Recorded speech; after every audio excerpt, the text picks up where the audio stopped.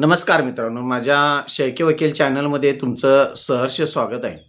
मित्रांनो, आजच्या व्हिडिओमध्ये वादीचा उलट तपास कोर्टामध्ये होत असताना कोणकोणती काळजी घेतली पाहिजे या संदर्भात आपण आजच्या व्हिडिओमध्ये पाहणार आहोत.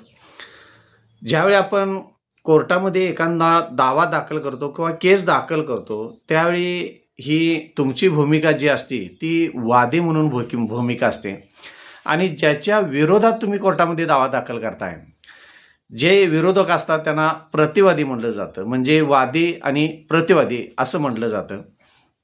ज्यावेळी तुम्ही तुमच्या शेत मिळकतीची समजा तुम्हाला वाटप करून पाहिजे असेल, त्यामध्ये सर्वे नंबर असेल, त्यामध्ये तुटक करून पाहिजे असेल आणि तुम्हाला तुमच्या शेताची मोजणी करून पाहिजे असेल किंवा दुसऱ्या शेजाऱ्यानं तुमच्या शेतामध्ये अतिक्रमण केलेलं असेल, अशा वेळी तुम्ही कोणत्या प्रकारचा दावा दाखल करताय? एक म्हणजे शेत मिळकतीचं वाटप करून मागताय. दुसरं गोष्ट म्हणजे जो पोट हिस्सा आहे तो तुटक करून मागताय. तिसरी गोष्ट म्हणजे सरस निरसमानाने तुम्ही वाटप मागितलं असते, जे काही कायद्यानं तुम्हाला येणार आहे. किंवा तुमचं खरेदीपत्र असेल तर खरेदीपत्राप्रमाणे तुम्हाला जागा येणार आहे किंवा त्या पद्धतीनं तुम्हाला ती जागा मोजून पाहिजे आहे. समजा ती जागा मोजत असताना तुमचं रान जर दुसऱ्याकडे गेलेलं असेल आणि दुसऱ्याच्या शेजारच्या जर ताब्यात असेल, तर ते क्षेत्र तुम्ही काढून मागत असताय, म्हणजे अतिक्रमणसुद्धा काढून मागत असताय. अशा पद्धतीनं तुम्ही मेहरबान कोर्टामध्ये दावा दाखल केलेला असतो. आणि अशा वेळी काय होतं, प्रतिवादीला नोटीस मिळते. प्रतिवादी त्याचं काय असेल ते म्हणणं देत असतो. म्हणणं म्हणजेच कैफियत देत असतो.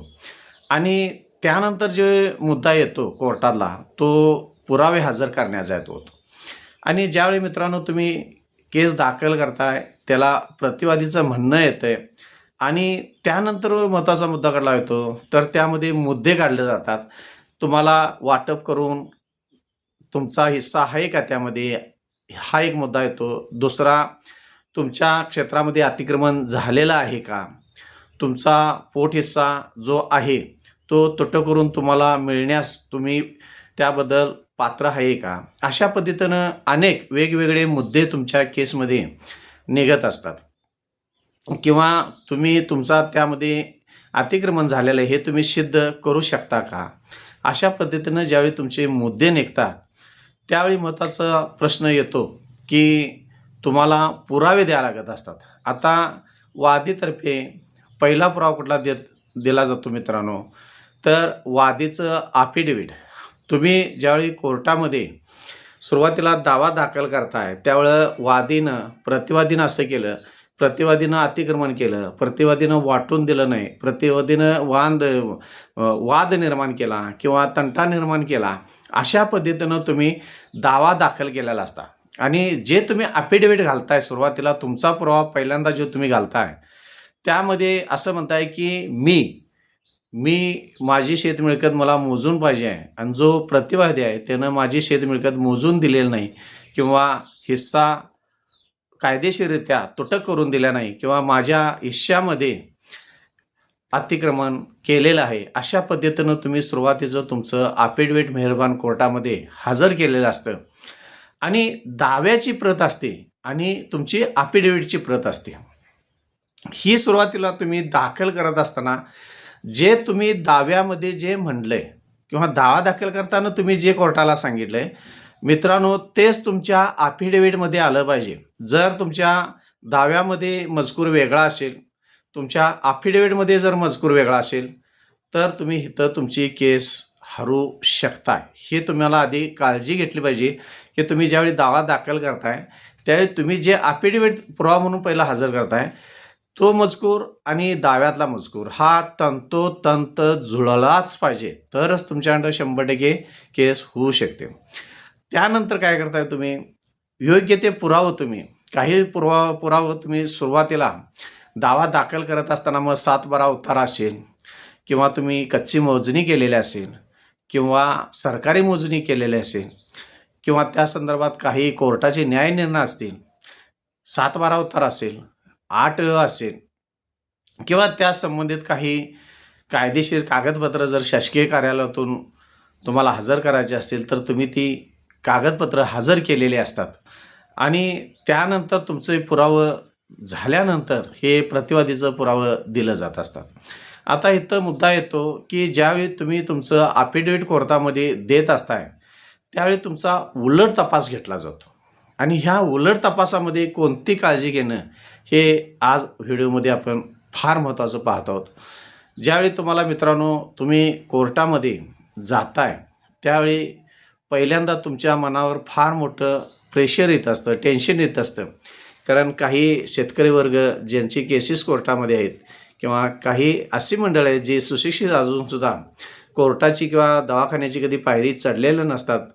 अशा लोकांनासुद्धा काही कारणास्तव कोर्टाची आणि दवाखान्याची पायरी चढावी लागत असते आणि अशावेळी सुशिक्षित असून अनुभवी असून तरीसुद्धा लोक ह्या कोर्टाच्या प्रेशरखाली, कारण कोर्ट, पोलीस, वकील ह्यांचा कधी संपर्क नसतो आणि सुरुवातीला आता आपण दावा दाखल केलेला असतो आणि अशावेळी कोर्टामध्ये साहजिकच प्रेशर येणं हे निश्चितच आहे. त्यामुळे मित्रांनो तुम्ही ज्यावेळी साक्षीसाठी किंवा कोर्टामध्ये उलट तपासासाठी जाताय त्यावेळी अजिबात भिण्याचं काहीही कारण नाही. तुमची प्रामाणिकपणे कोर्टामध्ये दावा दाखल केलेला असतो आणि जे काही दावा दाखल केलेला असेल त्याच्या आधी तुम्ही काही फार मोठी काळजी घेणं गरजेचं आहे. तुम्हाला तुमच्या वकिलानं सांगितलं असते की पुढच्या तारखेला तुमचं अफिडेव्हिट कोर्टामध्ये हजर करायचं आहे. त्यावेळी मित्रांनो तुम्ही कमीत कमी 5 ते 10 वेळा तुम्ही जो कोर्टामध्ये दावा दाखल केलेला आहे तो वाचणं गरजेचं आहे. कारण तुम्ही जर गैरसमजाच असेल की नाही माझा दावा आहे, मला सगळं शेताचं माहिती आहे आणि मी कोर्टात दावा दाखल केला आहे, मी सहजासहजी उत्तरं देतो, तर हे मित्रांनो तुमच्या पहिलं मनातनं काढून टाका. कारण कोर्टामध्ये दावा दाखल केल्यानंतर सर्वसामान्य माणसांची भाषा वेगळी पडू शकते. कायदेशीर भाषा ही वेगळी असते. कायद्याच्या भाषेतून एका भाषेचे अनेक अर्थ निघू शकतात. त्यामुळं तुम्ही तुमच्या वकिलांना 10 वेळा तुम्ही दावा वाचा. त्यामध्ये शंका असतील, तुम्हाला तो दावा व्यवस्थित समजलेला नसेल तुम्ही दाखल केलेला, तर तुमच्या वकिलांना एक म्हणता 10 वेळा तुम्ही दावा कोणत्या पद्धतीनं दाखल केला आहे ते विचारा. त्याचबरोबर दाव्याबरोबर कोणकोणती कागदपत्र तुम्ही सन 1949 पासून जे काही जुने उतारे जोडलेले असतील किंवा तुमची 1949 पासून जे काही वंशावळ असेल, मग वडील असतील, वडिलांचे वडील असतील, वडिलांचे वडील असतील, त्यांच्या वडिलांचे वडील असतील, म्हणजे वडील, आजोबा, पणजोबा, त्याच्या पाटली मुळी पिढी असेल, ह्या काहीही पिढ्या तुम्हाला माहिती असणं का गरजेचं आहे. कारण काही जे पणजोबा त्यांचे वडील वगैरे असतात त्यांची 2-2 लग्न झालेले असतात, त्यांना अनेक मुलं असतात.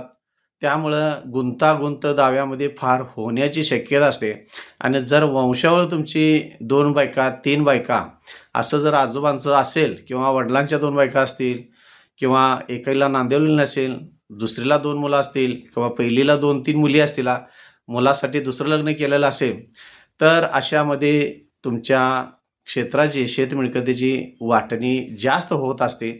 त्यामुळं तुम्ही वंशावळ तुम्हाला तुमची काय पूर्वजापासून आहे ते माहिती पाहिजे. त्याचबरोबर शेतजमीन किती आहे, ती तुम्हाला कशी आल्या, विकत घेतलेली आहे का, तुम्हाला कुठला भोगवटा 2 मधून मिळालेला आहे किंवा कोणत्या सनदमुळं मिळालेलं आहे किंवा तुमच्या आजोबान पणजोबान कुणी खरेदी केलेलं आहे, बक्षीसपत्रान मिळालेलं आहे, दत्तकपत्रान मिळालं आहे, मृत्यूपत्रान मिळाले आहे, कोणत्या पद्धतीनं तुमच्याकडे जी शेत मिळकत आहे जी तुम्ही वाटून मागत आहात ती कोणत्या पद्धतीनं तुमच्याकडं आली आहे याची संपूर्ण इत्थंभूत माहिती तुम्हाला पाहिजे. कारण ज्यावेळी तुम्ही उलट तपासासाठी कोर्टामध्ये उभे राहताय त्यावेळी पुढचा वकील हा तुम्हाला गोंधळून ठेवण्यासाठी वेगवेगळे प्रश्न, वेगवेगळी वंशावळ कशी आहे, तुम्हाला हिस्सा येतो का नाही आणि तुमचा हिस्सा मागण्याचा अधिकार नाही किंवा तुम्हाला वाटप करून देता येणार नाही, अशा पद्धतीनं तुम्हाला अडचणीतले संपूर्ण प्रश्न हे वकील विचारत असतात. त्यामुळं तुम्ही प्रत्येक प्रश्नाची उत्तरं देत असताना हो किंवा नाही इतकंच देणं फार गरजेचं असतं. पुढच्या वकिलानं प्रश्न विचारल्यानंतर त्या प्रश्नाचं उत्तर तुम्हाला स्पष्ट करून देता येत नाही. कारण तुम्हाला जे काय म्हणायचं असते तुम्ही तुमच्या दाव्यामध्ये आणि ॲफिडेव्हिटमध्ये म्हटलेलं असतं.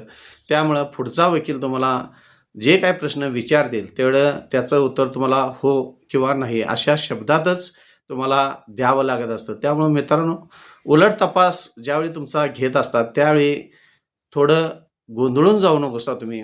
कारण जो काही प्रश्न पुढचे वकील विचारत असतात, जर तुम्हाला तो प्रश्न समजला नसेल, तर पुन्हा-पुन्हा तुम्ही तुमच्या जे काही वकील असतील, त्या वकिलांना एखादा प्रश्न समजला नसेल, तर तो प्रश्न परत विचारा.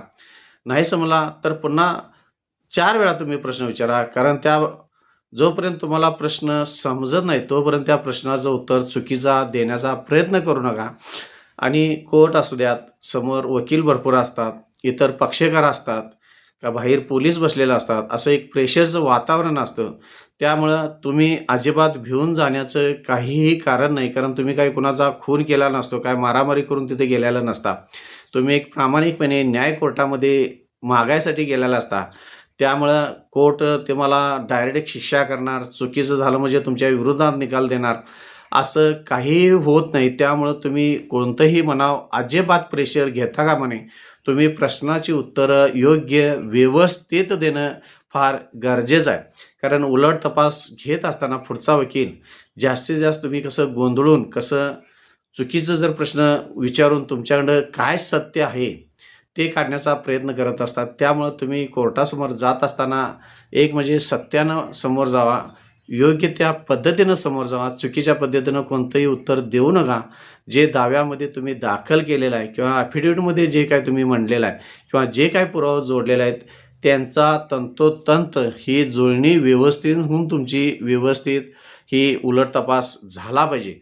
नाहीतर तुम्ही चुकीच्या पद्धतीने जर प्रश्नाची उत्तरं दिली आणि जर बाहेरून म्हणाला, की नाही माझ्या प्रश्नाचं उत्तर चुकीचं झालं, तर तुम्ही तुमची केस हारूसुद्धा शकता.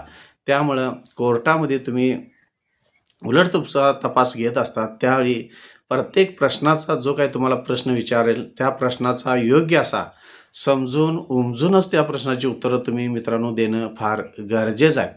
कोणतंही प्रेशर न घेता, कोणतंही टेन्शन न घेता तुम्ही व्यवस्थित जर तुमच्या प्रश्नाची उत्तरं दिली, तुम्हाला सगळी माहिती असेल, तर तुम्ही व्यवस्थित उत्तरं देऊ शकता.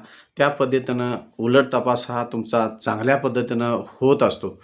मित्रांनो, हे उलट तपासाबद्दल झालं. त्यामुळं काही कागदपत्र असतील, काही दावे असतील, ह्यांचा ज्यावेळी तुम्ही उलट तपासासाठी उभा राहताय, त्याचा इत्थंभूत अभ्यास केल्याशिवाय कोणत्याही उलट तपासणीसाठी तुम्ही मित्रांनो उभा राहू नका. जर अडीअडचण असेल तर पुढची तारीख घ्या. पण पूर्ण तयारी करूनच तुम्ही कोर्टामध्ये जाणं फार गरजेचं आहे. तरच तुमच्याकडं जास्तीत लवकर निकाल आणि चांगल्या पद्धतीनं तुमची जर उलट तपासणी झाली, तर चांगल्या पद्धतीनं तुम्ही तुमची केस जिंकू शकता.